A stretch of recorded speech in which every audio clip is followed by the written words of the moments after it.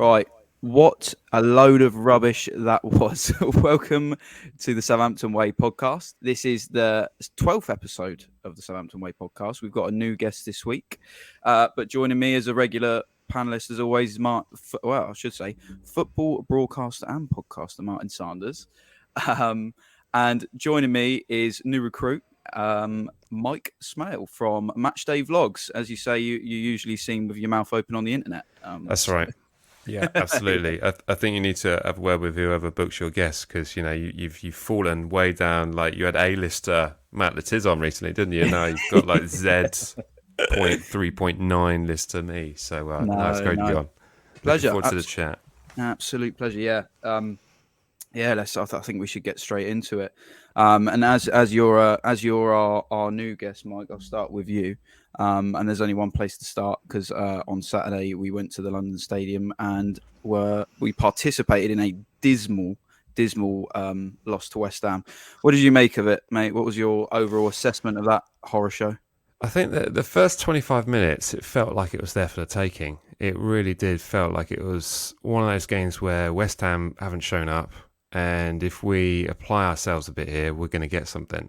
And it's just one of those games where you just felt we could get something and we need to get something. But as soon as they scored, it just was a similar picture, really, wasn't it? It's just the same old sort of, passing around in midfield, not really being able to get up front, really threaten their goal at all. So, yeah, pretty dismal, really. Missed opportunity. Yeah, big time. What did you make of, first of all, Martin, I'll come to you. What did you make of the of Sellers' starting 11? I was alarmed, mate, at the starting 11. Final third, you've got Mara up top, who's hardly played any football. He's not scored a Premier League goal. He's been all right coming off the bench, but to start him, I thought was a massive ask. Walcott, Ali Nusi, Stuart Armstrong. There's no pace there. There's no creativity there. And there wasn't. And we don't transition quick enough, do we? We can't move from back to front quick enough. He talks about the game plan and Ward-Prowse come out afterwards and, the game plan went well till they scored. What's the game plan? To keep it tight and pass the ball across the back five? You got to have a go. We said on the podcast last week, we had to win. So select players that are going to win you the game. Silamana's not on the field. Alcaraz is not on the field. You sign it, Anuachu, 18.5 million. People say it's a Jones signing. Nonsense. It's not a Jones signing. I'll tell you now, it's not a Jones signing. It's been signed by Rasmus. They panicked late doors on him, but they brought him in. He hasn't been given a chance. And when I've seen him, I think he's been good. I thought he would have given West Ham some problems the weekend. We're recording this after that Newcastle have thumped West Ham last night, getting balls in the box. Callum Wilson's getting headers. And when Onuachu come on, he done well. But why do these players not start? I don't get it. I'm furious. I'm still furious now, and it's Thursday. Yeah, it doesn't help that in his presser today he said about an identity that I'm struggling with. Can you make any sense of this identity we now got, Mike? Because I think we've talked about it a lot, and we can't wrap our heads around it really. Yeah, it's interesting that Martin was saying that how it wasn't a Jones signing. I think it was perhaps a Jones signing for his style of football. The kind of long ball, get it up top. But I kind of think that Sellers.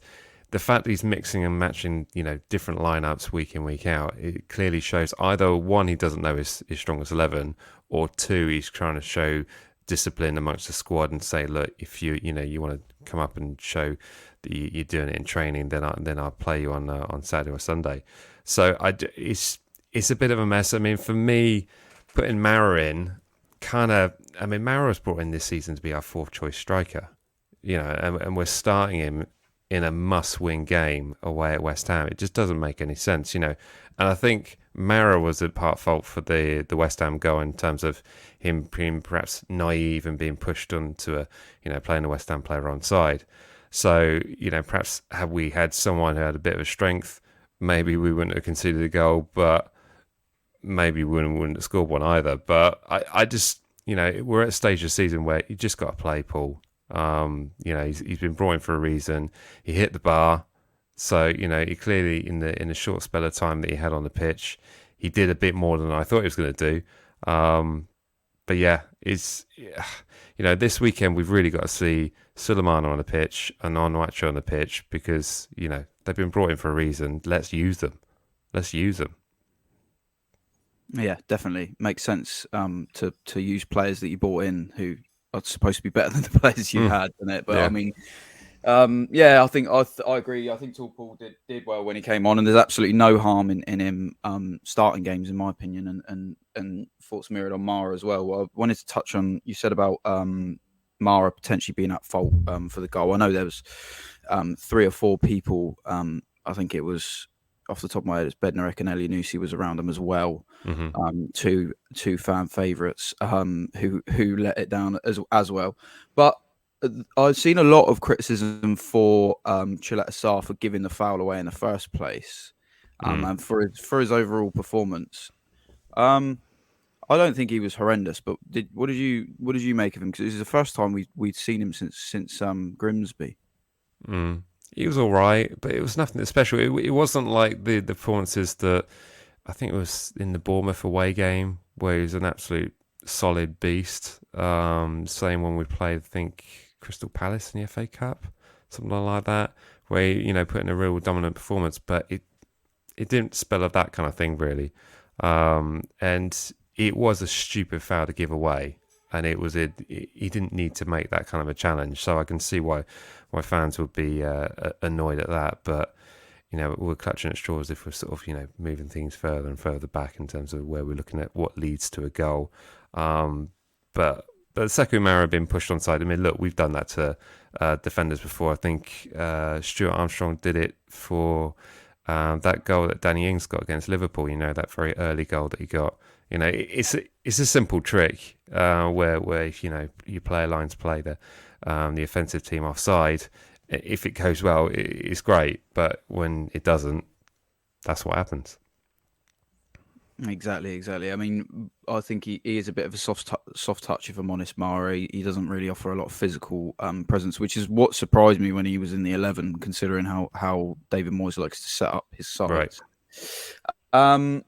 Yeah, I mean, there wasn't too much to be said for the defending for the goal itself, but like you say, first 25 minutes, I thought we was all right. Martin, he talked about today in the presser. He said about the identity was shown against West Ham. We just didn't. I think he said we didn't do things and sort of certain things in the final third, but everything else he was quite happy with. How do you sort of assess that, or how do you feel about that? Because it's a little bit worrying, isn't it? Well, from my point of view, anyway. What do you reckon? Well, if that's the identity of the team, we're doomed. We're absolutely doomed. If he thinks there's no identity there, they've got no real clue about how they're going to attack. You can pass the ball around backwards and forwards and across the back 5, but you have to create chances, and we don't create chances. No, sideways.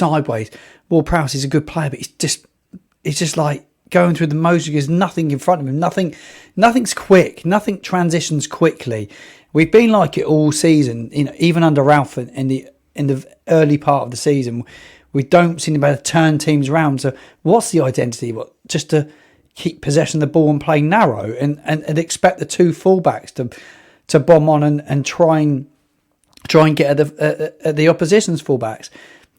It's not worked. I'd like to see what his plan B is, but I don't see an identity at this moment in time. I'm annoyed at that starting 11, and I echo everything Mike said about the signings. We've bought signings to make us better, to give us an opportunity. Onuachu has to start the weekend. No doubt Sulemana has to start. And Alcaraz is a really good player. We spoke about it on the pod so many times. He gets the ball, he has a go, he gets shots off. We didn't do anything until he come on. At least when he come on, he had a bit of a go, but we're just chasing the game, and they got deeper and deeper. We're so easy to play against, aren't we?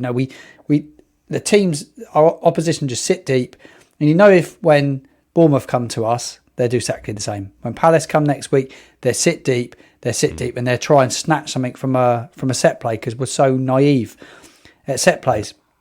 I went down to Brighton at the weekend. I got a ticket for Brighton, and I watched them against Brentford. And they're a quality side. They look fit. They look sharp. But they move back to front really quickly. Then they have an identity. They have a clear identity how they're going to play. They play two wide men in Solly March and Matona, and they get at fullbacks properly. And they have identity. Josh, we don't have any identity, in my opinion. Yeah, I think that's a fair. That's fair. I don't really see it an identity either. I've said a couple of times, my brother-in-law is a West Ham fan, and we work together, so I see him every day. So no, I sort of knew what to expect from West Ham. Rough week. Yeah, rough week, horrible week. But last night made it a bit easier. But still, he sort of said that Moyes all season hasn't changed, and he's not going to change for this one. And that's he sets up to not lose football matches rather than to win them.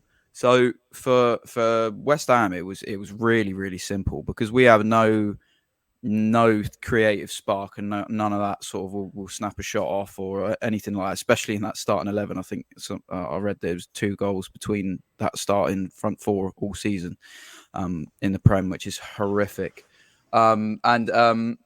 He just said sort of you'll end up, all we had to do was really sit back and sort of cover a little bit, because you just beat yourselves. You'll just fall over and lose it, or you just pass it sideways and we'll nick it. And it's just like, I think West Ham knew that, which is a real shame. What did you think? Obviously, you mentioned Alcaraz, or Martin mentioned Alcaraz just a second ago. But what do you reckon, Mike, with the position? What's his best position? Because we saw him at the weekend come on and play as a 9 next to Theo Walcott. He played it quite well against Leicester. But do you think he's sort of better as box to box, or do you think he probably is a 9?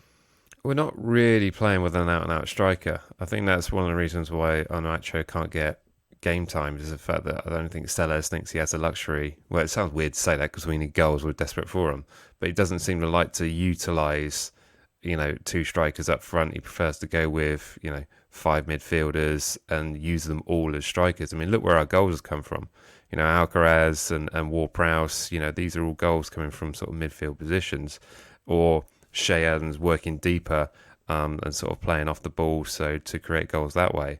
So, I like what I see in terms of Alcaraz. I mean, he's a quality player. And I think he needs to be given plenty of game time because he's quick as well. So he can be that striking threat. But, it tells a picture when we got Sheridan scoring his first goal in the league since November last year, only recently. I mean, we're relying on our midfield to get goals, and it's probably the reason where we are at the moment, really. Yeah, it's pretty horrible. It's pretty grim reading, isn't it? And Martin, just on that point that Mike's just made about the goals coming from midfield and not playing with strikers as such, which is exactly right. Given that Che Adams is now officially out for the weekend, can you see him? Is there a potential that we're probably not even going to see Paul start against City, and he'll probably set up with the midfielders to play as attackers again? You wouldn't be surprised him to go with Walcott and Alcaraz. You wouldn't be surprised. I think Onuachu needs to play the weekend. There's no point spending $18.5 million on the guy if you're not going to give him a chance. He's no mug. He done well for Genk. I know it's a lower league, and it's probably the standards nowhere near the Premier League. But we've got nothing to lose now. At least Ward-Prowse can deliver a ball. I know we're not going to totally change the style of play, but if he can get balls in the box and get his head on things, he gives us just a slightly something else to go at. But we'll start with Mara the weekend. I don't think he'll start with Mara. But you look at that front 4 the weekend. I was looking at the statistics. I think it was Mark from Hampshire Live did a tweet on Sunday. Mara, no goals all season in 429 minutes. In 92 minutes, 492 minutes. Walcott has had 1 goal in 537 minutes. Ali Nusi's had no goals in 1,769 minutes, And then you've got Armstrong with 1 goal in 1,070 minutes. It's ridiculous. There's no goals there. But you go back to last summer, and I've been chatting to Saints fans about it all week. I've been tweeting and talking to people all week. The club and Rasmus and Sport Republic fouled the club when they didn't sort a striker out in the window in the summer. They had to get a striker, and then they'll go in, bring all these young lads in, get all these young players in. Look really good on paper, didn't it? But there's no experience, and you've got no striker. And we knew when Brozier got in, tallied off at the back end of last season, we weren't going to score any goals. And we didn't do it. And we really struggled. That run in last season, we really struggled from February, March onwards. And we started off this season where we left off last season. It's embarrassing. It's embarrassing. And we have to give Iheanacho a go. I know I'm going off on a tangent, but I'm just annoyed with so much of that football club at the moment. I think a lot of us are, but all goes back to the summer and not getting a striker when they needed it. It does. Just to jump in on that, I mean, we've lost, I think, 9 games 1-0. And when you think of those kind of narrow margins, I mean, I think back to, away at Wolves, away at Villa. These are all 1-0 defeats that were really nothing games that, I was away at that Villa game and it was probably the worst game of football I've seen. But coming away from that, I was thinking this one's going to bite us in the bum.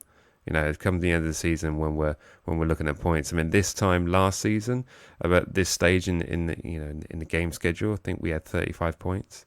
And really, had we done something with those games, one, it would be against clubs that are around us, but the points tally would look completely different. Completely different. It's just hugely frustrating. Yeah, isn't it? And the Wolves one was a big one, wasn't it? With I know you said you went to Villa, but with Adams somehow managing to palm that into the net with his arm, and then hitting the bar after with a sort of free header. It's just it absolutely blows your mind, doesn't it? And Forest at home was again a horrific evening that we should have got something out of, and just didn't. They didn't even get off the coach, let alone not turn up. It was awful, absolutely awful. And we look at. We've got 9 games to play, and we talk about needing something different and needing to try things, and because everything we've done so far hasn't worked. And me and Martin made a fair bit of noise about Mislav Orsic this week, sort of throwing his stats out there, and not just the ones prior to him signing and the things he did that made us go, oh, maybe we should sign this fella. But also the games that he has played for us, being the ones he started against Blackpool and Grimsby.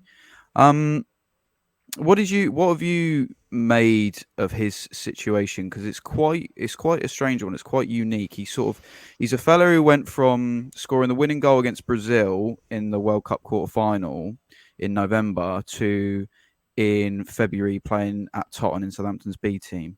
So what? I mean, it's odd, isn't it? What have you sort of make of his whole situation? It's been an odd one to watch because I think all of us, when we heard that he'd signed for us, were pretty excited. And seeing that goal that he scored at the London Stadium against West Ham, it was looking like flipping out. We got someone here. In terms of performances on the pitch, I've seen nothing to get excited about.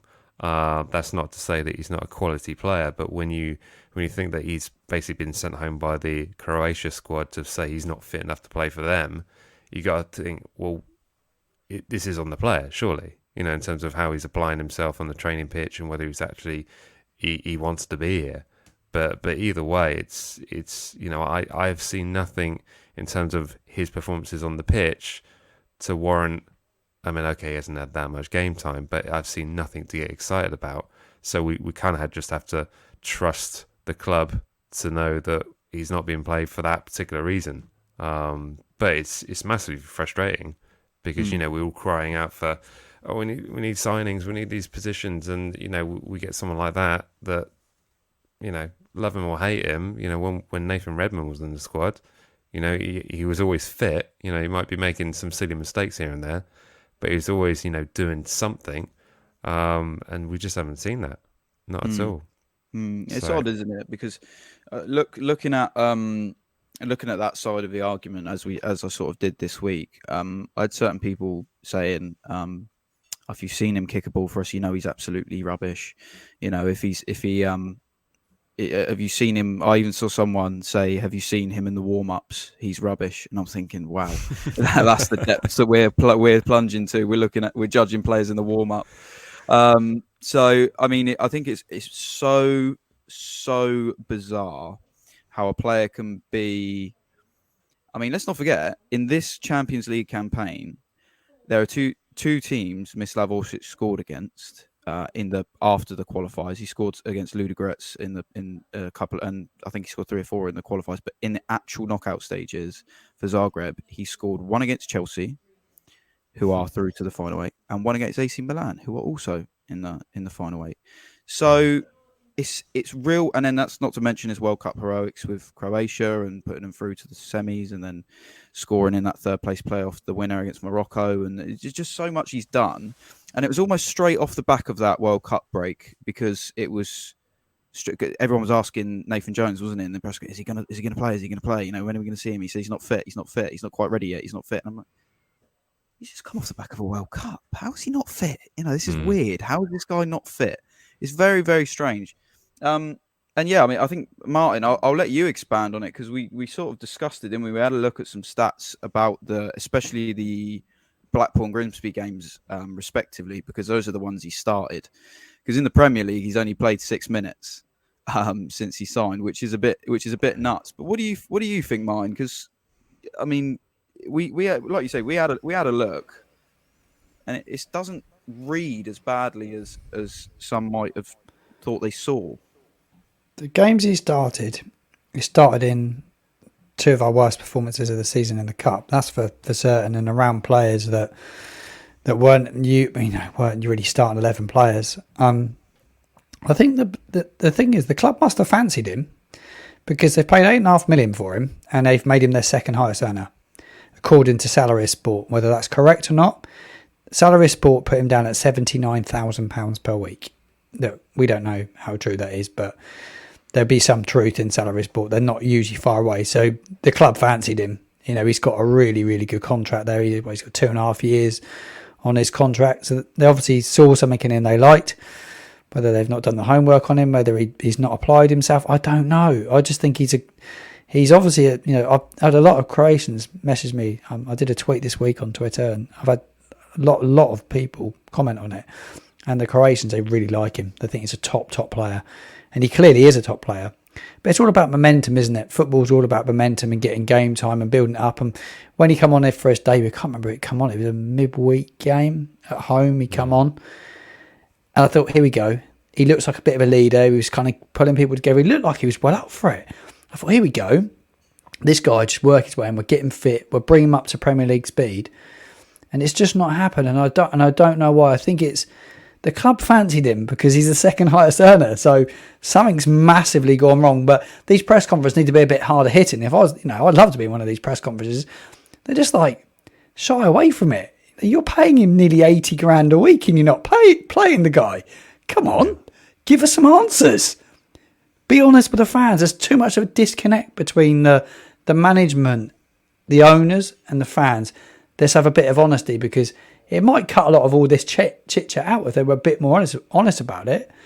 But something's not right. But I like to see him. We've got players that don't create. This guy was brought in to create, so he didn't have to rely on Ali Nusi and Adam Armstrong. I thought it was the whole idea of these signings. But yeah, I'm totally baffled. Mm. Is there anything you'd expand on that with Mike? I mean, hearing obviously your thoughts before on Mislav, but also players who aren't quite in the cut right now, i.e. people like Samuel Adozis and your Joe Aribos and these type of guys, and we are playing players like, and I don't want to seem like I'm scapegoating him because he's not been too bad, but we brought Bednarek back after he was deemed not good enough at the beginning of the season because he was allowed to leave. So what do you make about certain players? Is there anyone in specific that you think should be playing? Well, I think you mentioned Joe Aribo. I mean, that'd be another one on people's minds, saying, this player was in the Europa League final. Why is he not starting? Why is he not playing there? And for my mind, I'm just not sure if really Orsic and Aribo are truly buying into the systems that Sellers is doing. I mean, I think we can agree that Sellers is playing very similar football to what Ralph was doing. That kind of high press, closing down.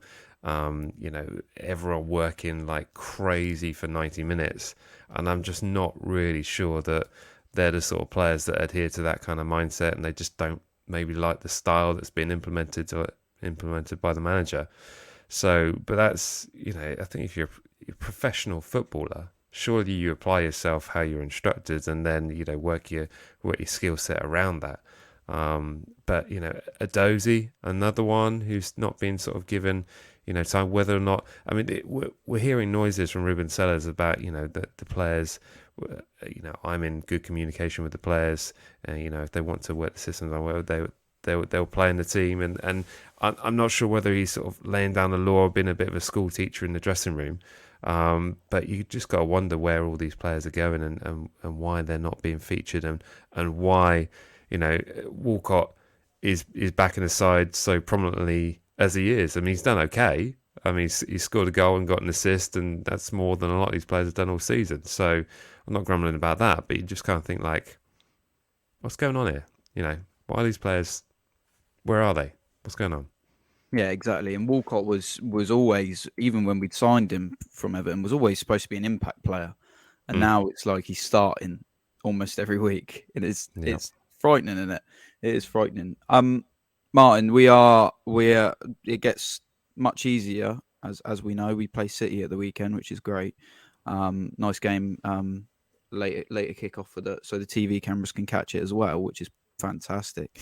Are you remotely looking forward to this, or remotely thinking that we can do anything? I mean, I know it's hard to think so, but well, when we played them in the Carabao Cup early on in the year, we were fantastic that night. Without question, our best performance of the season in any game, I would say. I thought we were great that night, but we were fearless. We had nothing to lose. They weren't really that interested, not really, were they? They had a really off day, but we had a go at them, and I think you have to have a go at them. We've got nothing to lose. You've got to go and have a go at them. No, I don't. I think it'll either be tentative and a little bit tight, or they'll absolutely destroy us. Haaland's obviously going to probably be fit. Whether he starts is another matter. I'm on Twitter now reading some of Ruben's comments from today. I think he'd go with a false 9 at the weekend, from what he's saying. I don't think he'd start Mara or Tallball. I don't think he'd play either of them, because he's saying it. He could play a false 9. He's got his own idea on the identity. Nonsense. It's very clear how he can make this adjustment. So, okay, he's not going to play an out-and-out front man. I don't see where the goals are going to come from for us. I just don't. Gineppo was good that night, from what I remember. Not really seen him again since, but he was really good that night, wasn't he? Thought he can get a bit of momentum. Scored an absolute wonder goal that night. Another player comes in the side, gets chopped out. That's all we did with Teller in the 2 years prior to him going out alone. Comes in the side, goes out the side. We don't give players any consistency. Honestly, it's mismanaged top to bottom, this football club. It is scary what a mess we're going to be in, because we will get relegated. There's no doubt we will get relegated now. I don't think for a minute we're stable. I don't know what you two think. But God, this summer is going to be mega for this football club. The overhaul. And relegation, I was there the last two, probably like you two. I said to a few fans this week, it bloody hurts. Mm-hmm. Your football club getting relegated. And I don't see anything out of this weekend. I see nothing. Mm. Yeah, Mike. He obviously, Martin's just mentioned the R word. What do you reckon? I think it's pretty evident. A lot of us are feeling it. But what's your? Are you still optimistic while it's mathematically possible? Or? Absolute blasphemy. How dare you? No, it's one of those things that look, we've got 9 games to go. We've got City at the weekend. We've still got to play Arsenal. We've got Liverpool at home. These fixtures are running out. And they're getting harder. And, much to the conversation earlier, when we're playing sides that don't come at us, it's almost even worse. So I look at this weekend's fixture and think there are no free hits anymore. We've effectively got 9 cup finals that we have to win. And you get 3 points and things are very, very different.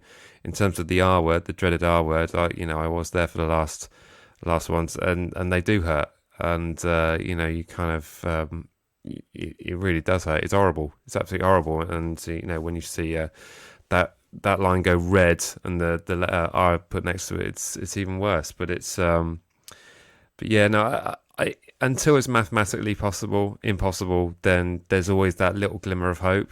And there are some pretty awful teams just above us. And, equally, some of those teams might not get another win for the rest of the season. But either way you look at it, we're, 4 points behind everyone else with not a great goal difference. I think only Bournemouth and Forest have a worse goal difference than us. So, you could say, well, that's, an extra point advantage and stuff like that. I'm saying this before we play City. So it's still, looking favourable on that regard. But we haven't got a great goal difference, compared to the other relegation fighting sides. But a lot of those sides are playing each other this weekend. But, yeah, that was a very long answer to your question, that, wasn't it? But, I would say there's still a glimmer, but that's only down to the other clubs. Yeah, that's it. And looking at it, it is 4 points between us and 15th. It's never been as tight as it is this season. 6 points between us and 13th. And you do look at clubs. Palace got a big 3 points against Leicester, but before they were in complete free fall. And you're looking at clubs like Forest who are just free falling. Bournemouth actually is showing a bit of fight. I've got to give it to them, they are, but Leicester looking bang in trouble as well. So we're not alone. We're certainly not. Everton struggling to get things out, although they did get a big point against Tottenham, but so did we. So that doesn't say a lot, does it? So there's chances. There is chances, but I'm not overly hopeful. And to be honest, that goal difference that we've got at 24 is pretty embarrassing when you consider there's a 6-goal swing between us and Bournemouth had a 9-0 earlier in the season to Liverpool. So that's it's not particularly encouraging at all. Let's be positive and focus on this weekend's opponents a little bit. Then, Martin, we are facing Manchester City, who we do actually seem to be a little bit of a bogey side for Pep, which is odd. You mentioned we probably going to set up with a false 9 and things like that.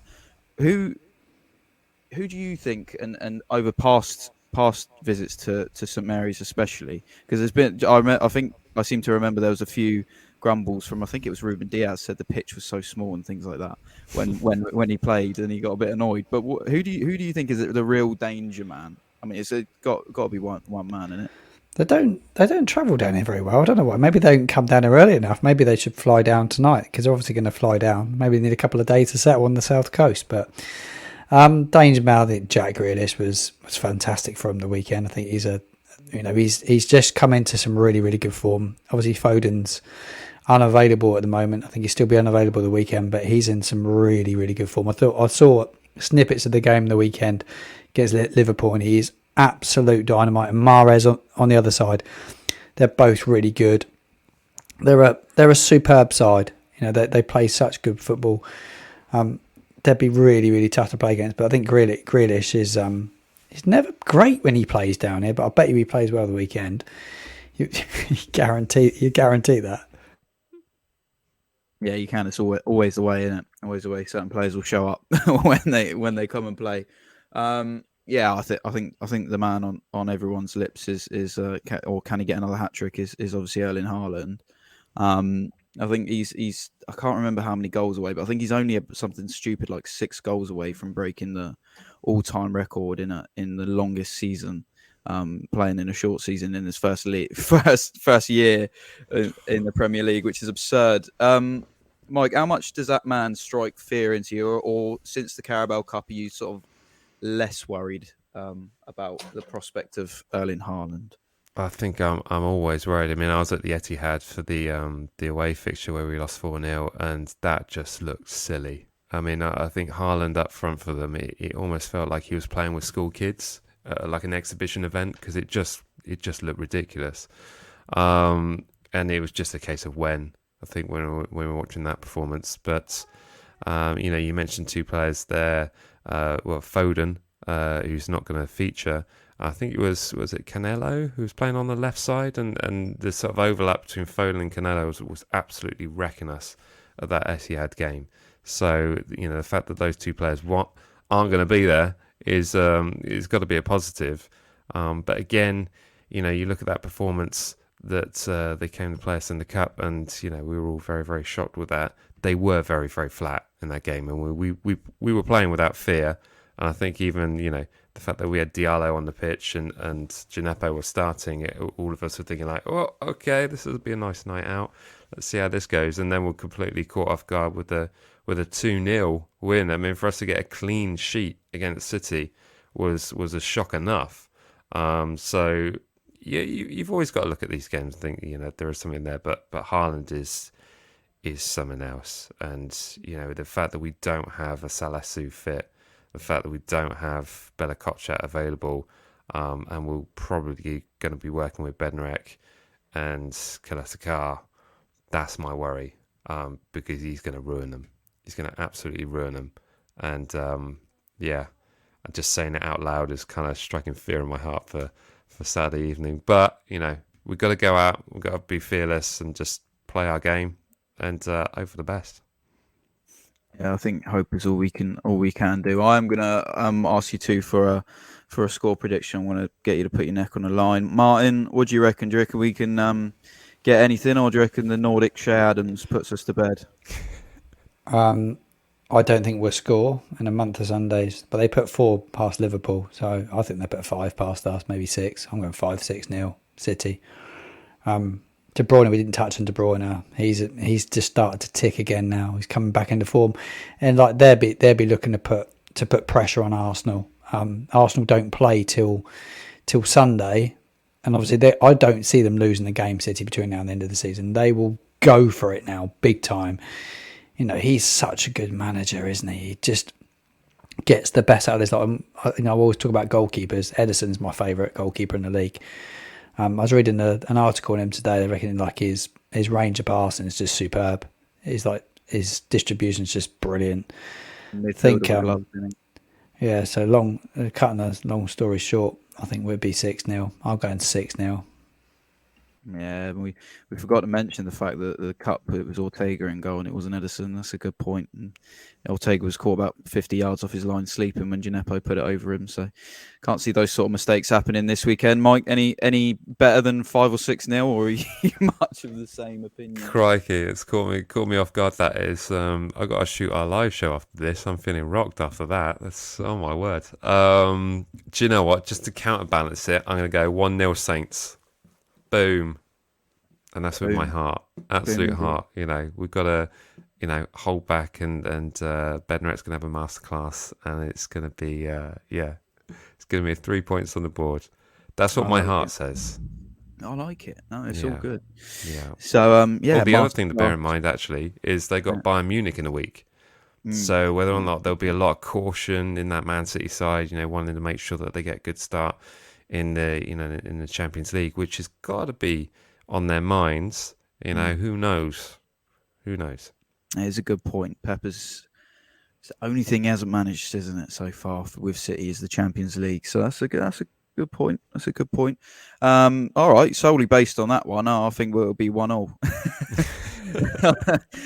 because we're not going to keep a clean sheet, and we'll force Ruben Diaz into an own goal because we won't score ourselves. We'll sleepily let in a goal, no doubt. But yeah, I'll go with a draw just so we got one of every result possible. Nice. We can't lose.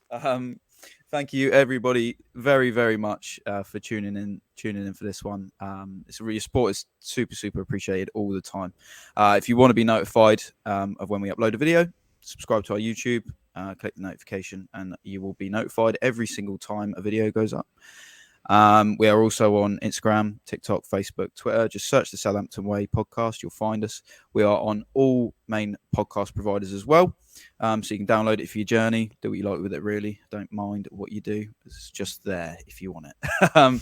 Thank you very much for joining me, chaps. Thank you, Mike. I'll put all of the boys' descriptions in the description, all of their links in the description. And be sure to go over and check out Matchday Vlogs if you're a Saints fan. It's always a brilliant watch. It's a good watch. My daughters watch it. They love it. Absolutely even love if it. we're shit, it's brilliant. Yeah. Thank you very much, everybody, and hope to see you next week. 3 points richer, as always.